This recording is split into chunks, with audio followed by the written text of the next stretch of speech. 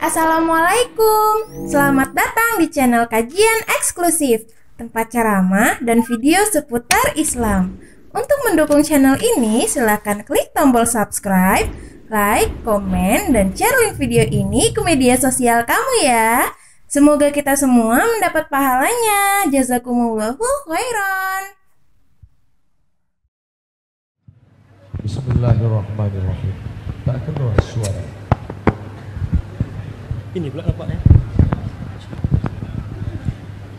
Bismillahirrahmanirrahim. Jadi mic tu besar, suara dia kecil. Ini kecil tapi suara besar. Assalamualaikum warahmatullahi wabarakatuh.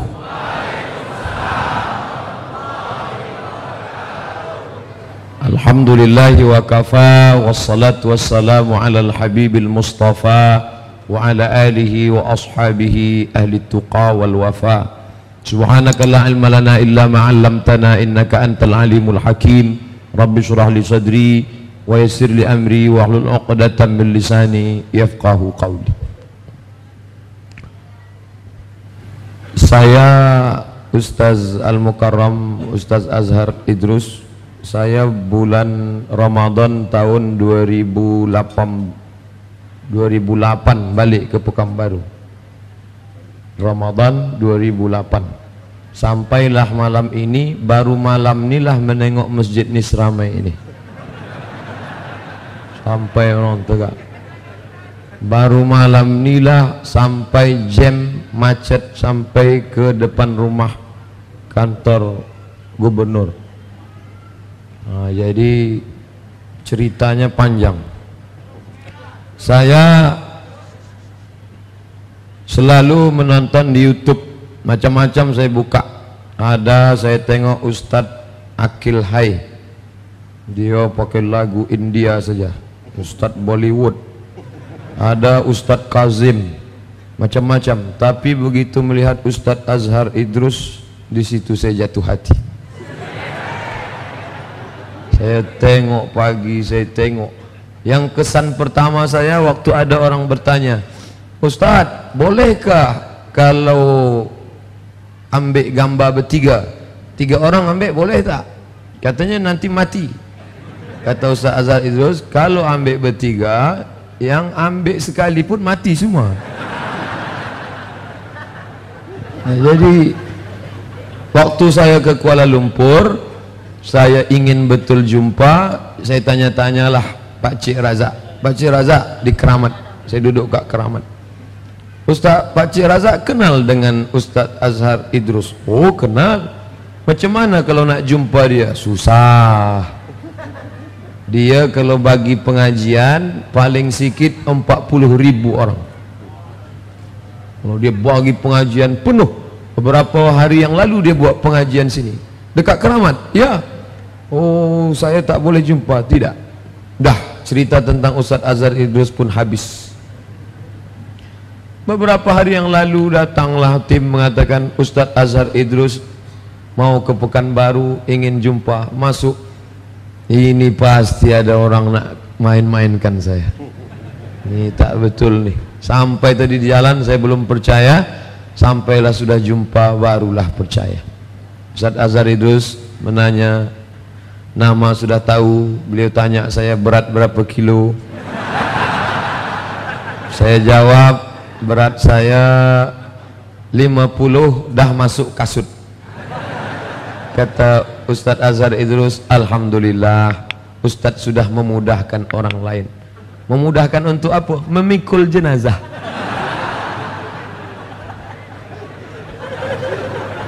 Ada orang bertanya tadi, Ustaz Azhar Idrus ulama besar, number 1 Malaysia, semua orang tahu, di YouTube semua tengok, di television semua.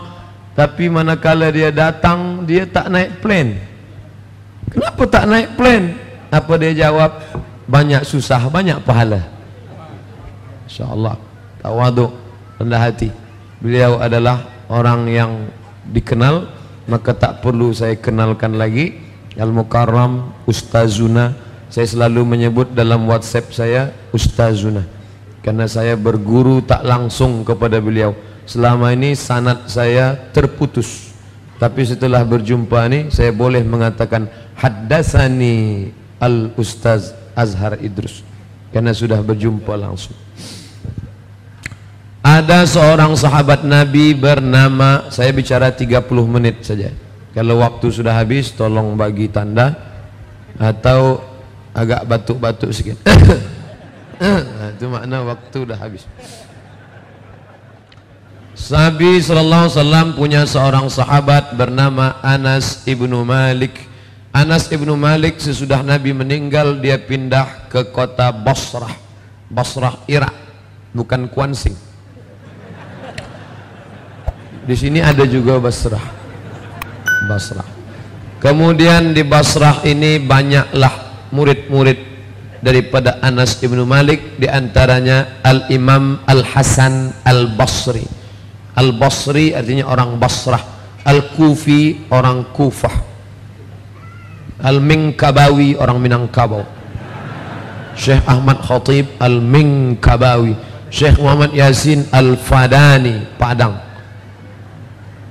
Nah, Nabi punya murid sahabat, punya murid tabi'in. Dialah Al-Imam Al-Hasan Al-Basri. Imam Hasan Al-Basri suatu hari ditanya tentang bagaimana orang beriman tapi melakukan dosa besar, minum khamar. Nah, ini pertanyaannya. Bagaimana hukumnya kalau orang beriman minum khamar? Dijawab sama orang Khawarij, kharaja, keluar. Khawarij sudah keluar dari jamaah. Ini kita kan judulnya malam ini Ahlus Sunnah wal Jamaah. Menurut orang Khawarij, murtakibul kabirah, orang pelaku dosa besar, kafir, neraka jahanam, kekal selamanya. Sedangkan menurut Murji'ah, Khawarij di sini, Murji'ah di sini, dua kelompok yang saling bertentangan. Menurut Murji'ah, orang yang minum khamar maka dia tidak kafir dan imannya tidak berkurang sedikit pun. Karena menurut keyakinan Murji'ah, iman itu tidak bertambah, tidak berkurang. Satu Khawarij, satu Murji'ah. Ditanyakan itu kepada Imam Al-Hasan Al-Basri, dan Imam Hasan Basri Ahlus Sunnah wal Jamaah. Ahlus Sunnah berpegang kepada sunnah Rasulullah. Wal Jamaah tak memisahkan diri dari As-Sawadul A'zam, kelompok yang besar.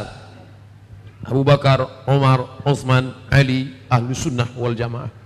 Kata Imam Al-Hasan Al-Basri, menurut saya orang beriman yang minum khamar itu tidak kafir, tapi dia fasik. Dia tidak kafir, tapi imannya rusak, tidak sampai pada kamalul iman. Maka dari tiga dialog ini, Wasil bin Atha, murid dari Al-Hasan Al-Basri, tak setuju. Kata Wasil bin Atha, orang yang minum khamar maka nanti di akhirat dia punya satu tempat, tidak di surga, tidak di neraka, namanya manzilah bainal manzilataini, satu tempat di antara dua tempat. Dia tak setuju dengan gurunya, karena Imam Hasan Basri mengatakan peminum khamar itu fasik, tidak seperti Khawarij kafir, tidak seperti Murji'ah imannya tak terganggu, tapi dia fasik. Sedangkan Wasil bin Atha mengatakan orang beriman minum khamar maka tempatnya adalah manzilah bainal manzilataini. Kemudian sejak dialog itu maka Wasil bin Atha memisahkan diri dari pengajian Imam Al-Hasan Al-Basri.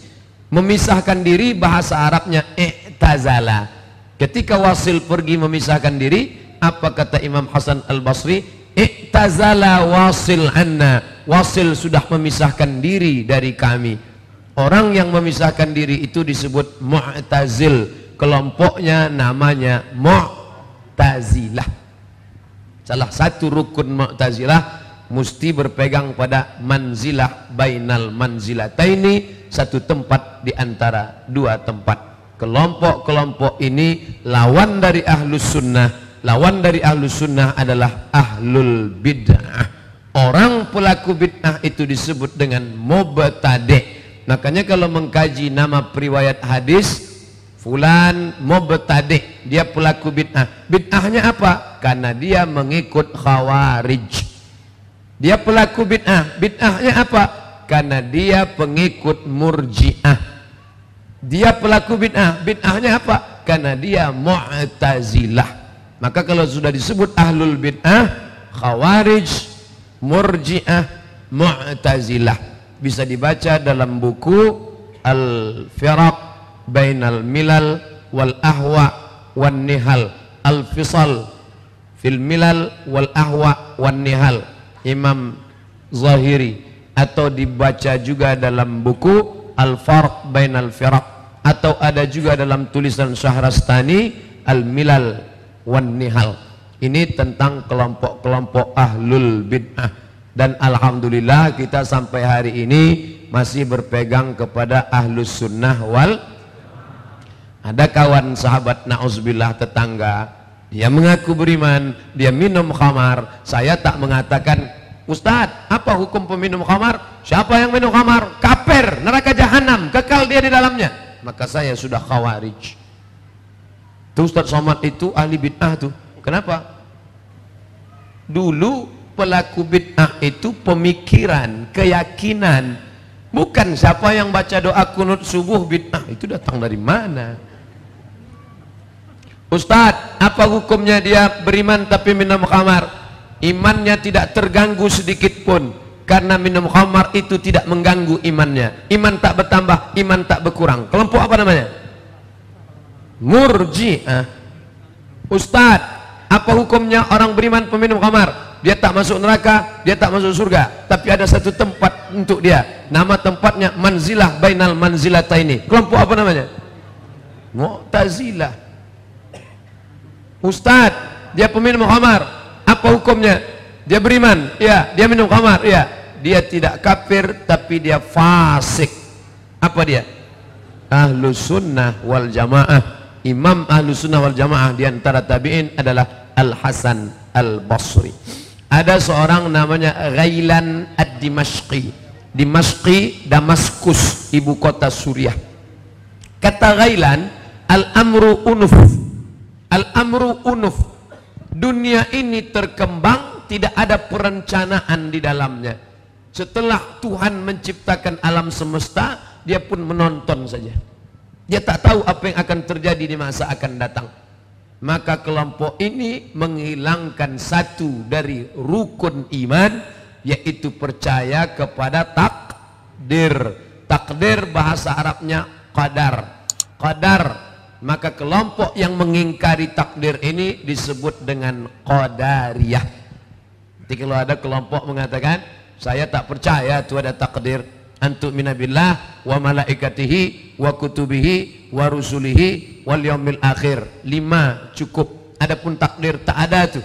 Ini kelompok ahlul bid'ah. Apa nama kelompoknya? Qadariyah. Sudah berapa kita bahas? Qadariyah, Mu'tazilah, Murji'ah, Khawarij. Ada lagi kelompok bid'ah namanya Khalqil Quran. Kata dia Quran itu makhluk, bukan kalamullah. Imam Ahmad bin Hanbal meninggal tahun 241 di Baghdad, Irak. Imamnya Ahlus Sunnah, kena fitnah khalqil Quran. Makanya kata anaknya namanya Abdullah bin Ahmad bin Hanbal, ayah saya sebelum masuk penjara dia sholat malamnya salasami'ati raka'ah, 300 rakaat satu malam. Tapi setelah dia masuk penjara, dia sholat 150 rakaat duduk. Karena selama di penjara dia disiksa, dia terkena kriminalisasi ulama. Dalam bidang apa? Fitnah khalqil Quran. Waktu itu ditanya, Ahmad bin Hanbal, ya, Quran itu kalamullah apa makhluk? Quran itu kalamullah. Siapa saja yang mengatakan Quran kalamullah, maka dia akan ditangkap di penjara. Imam Syafi'i tidak ditangkap, karena Imam Syafi'i ahli usul fiqih, hebat. Imam Syafi'i, ya, Quran itu makhluk apa kalamullah? Dijawab Imam Syafi'i, Injil, Quran, Zabur, Taurat, keempat-empat ini makhluk. Imam Syafi'i selamat. Maksud Imam Syafi'i keempat-empat ini makhluk, jarinya ini makhluk.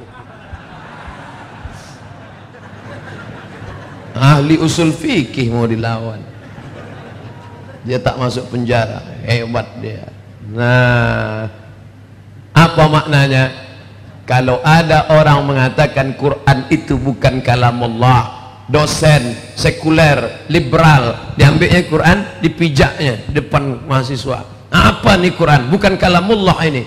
Ini kelompok ahlul bid'ah. Sedangkan kita ahlus sunnah wal jamaah meyakini Quran itu al-kalamu kalamullah, al-munazzalu diturunkan kepada Nabi Muhammad, al-maktubu fil masahib tertulis di mushaf, al-tawatur diturunkan dengan cara mutawatir, bukan gharib, bukan aziz, bukan masyhur, tapi mutawatir diriwayatkan oleh jamaah, al-muta'abbad bitilawatihi dibaca dalam solat.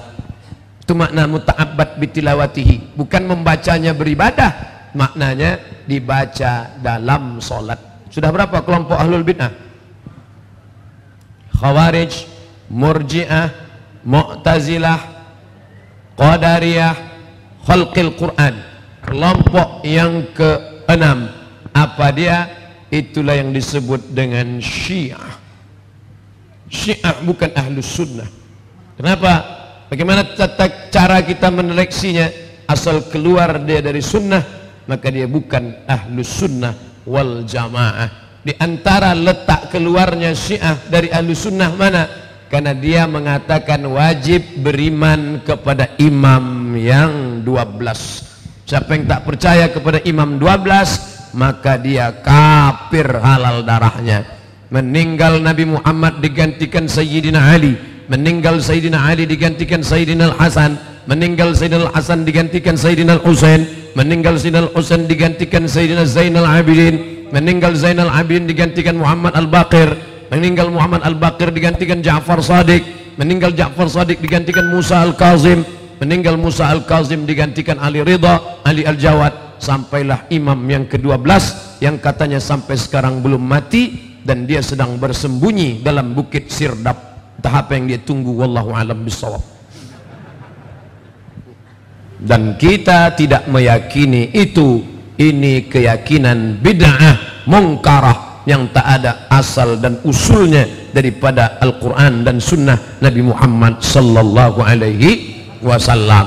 Jadi kalau beginilah memahami ahlu sunnah dan ahlul bid'ah, kita tak mudah membid'ahkan orang lain karena usulnya jelas. Siapa itu ahlul bid'ah? Mengatakan Quran makhluk. Siapa itu ahlul bid'ah? Mudah memponis kafir orang yang tak kafir. Siapa itu ahlul bid'ah? Orang yang mengkafirkan sahabat Nabi. Kata dia, Nabi itu sudah mengangkat Sayyidina Ali. Sayyidina Ali itu penggantinya. Siapa saja yang mengambil mahkota kekuasaan Sayyidina Ali, maka dia kafir. Mereka mengkafirkan sahabat Nabi. Makanya Syekh Yusuf Al-Qaradawi tidak bisa duduk bersama dengan Syiah dalam kelompok bernama Taqrib Bainal Madzahib. Ulama terbagi tiga.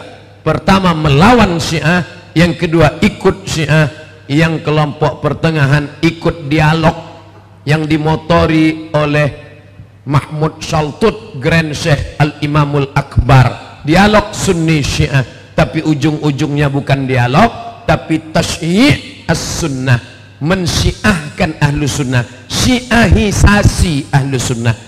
Wahai Imam Syafi'i, ya, apa kata Imam Syafi'i? La tusalli khalfa rafidhi, jangan engkau solat di belakang orang Syiah. Kalau ada Syiah jadi imam, jangan kau solat di belakangnya.